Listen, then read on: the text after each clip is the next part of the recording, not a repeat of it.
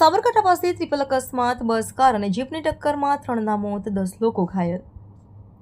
સાબરકાંઠાના પોશી નજીક ટ્રિપલ અકસ્માતની ઘટના સર્જાઈ છે, જેમાં બસ, બાઇક અને ખાનગી જીપ વચ્ચે અકસ્માત સર્જાયો હતો। ત્યારે અકસ્માતમાં કમનસીબે 3 લોકોના મોત થયા છે, તો બીજી તરફ અકસ્માતમાં 10 લોકો ઇજાગ્રસ્ત થયા છે। ઇજાગ્રસ્તોને સારવાર માટે નજીકની હોસ્પિટલમાં દાખલ કરાયા હતા। જોકે અકસ્માતની ઘટના સર્જાતા લોકોનું ટોળું એકત્ર થઈ ગયું હતું, તેમજ અકસ્માતના પગલે પોલીસ તથા 108ની ટીમને જાણ કરવામાં આવતા તેઓ ઘટના સ્થળે દોડી આવી આગળની તપાસ હાથ ધરી હતી। 3 લોકોના ઘટના સ્થળે જ મોત। આ અંગે મળતી માહિતી અનુસાર બસ અંબાજીથી વડોદરા તરફ જઈ રહી હતી। આ દરમિયાન પોશીના પાસે અકસ્માત સર્જાયો હતો, જે બાદ ઘટનાની જાણ થતાં જ ખેડબ્રહ્મા ખેરોજ પોલીસ ઘટના સ્થળે પહોંચી હતી અને જરૂરી કાર્યવાહી હાથ ધરી હતી।